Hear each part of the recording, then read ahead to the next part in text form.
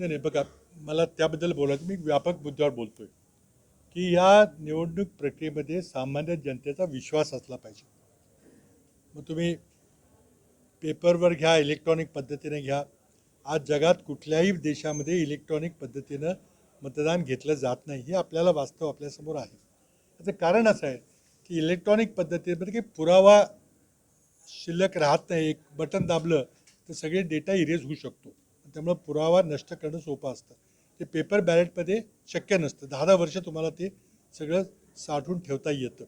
आणि म्हणून अनेक प्रगत राष्ट्रांनी देखील ही पद्धत त्यांना शक्य असताना देखील त्यांनी अंमलात आणलेली नाही. आता काय झालं आहे की महाराष्ट्राच्या निवडणुकीच्या निकालाच्या पार्श्वभूमीमध्ये आज कुणालाही या निकालाबद्दल विश्वास बसणं अवघड झालेलं आहे.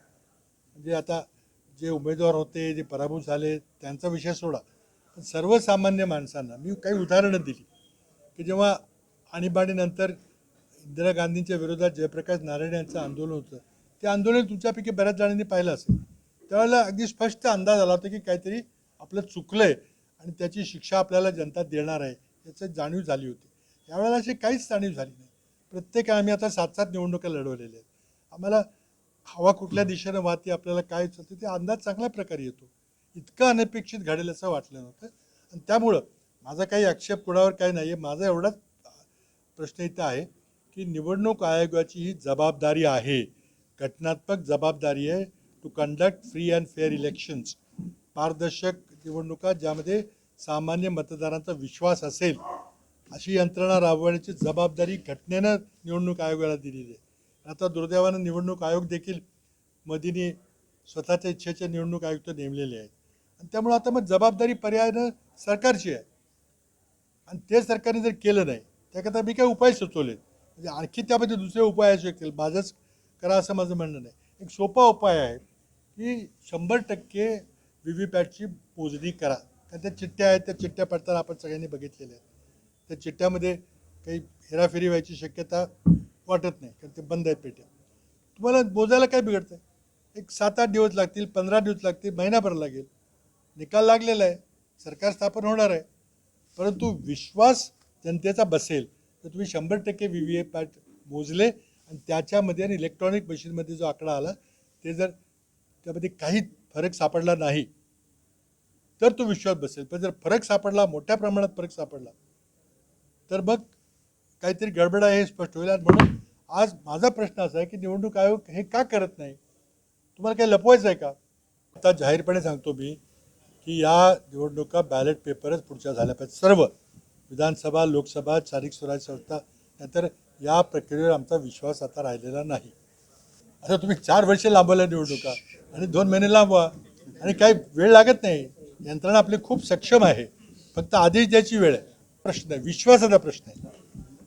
आज तुम्ही निवडणूक आयोग बदलले नसते, जर सेशनसारखे निवडणूक आयुक्त असते तरी काही हे झालं नसतं.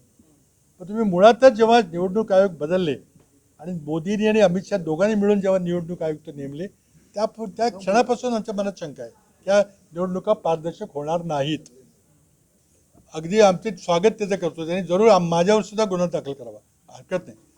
आज भारतातल्या नागरिकांचा मूलभूत हक्क आहे की देशातली जर लोकशाही टिकवायची असेल तर ती लोकशाहीची सर्व प्रक्रिया पारदर्शक झाली पाहिजे.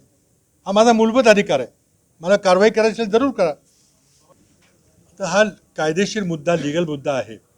मला आठवतं की यूपीमध्ये असं 6 महिने सरकार स्थापन झालं नव्हतं निवडणुकीनंतर. अशा घटना आहेत. पण मला वाटतं कायदे तज्ज्ञांनी यावर भाष्य केलं तर अधिक चांगलं होईल. आमच्याही मनात आलं होतं की 26 नंतर राष्ट्रपती लागायला पाहिजे होती, पण त्यामध्ये मला वाटतं मी बोलण्यापेक्षा कायदे तज्ज्ञांना विचारलं पाहिजे. नाही, 17 फॉर्म आम्ही सगळे गोळा केलेले आहेत आणि त्यामुळं मला आश्चर्याचा धक्का बसला आहे. परंतु सुप्रीम कोर्टाने जो निर्णय दिला आहे की तुम्ही पैसे भरून काही बूथची 5% बूथची तुम्ही पाहणी करू शकता, ते मला मान्य नाही आहे.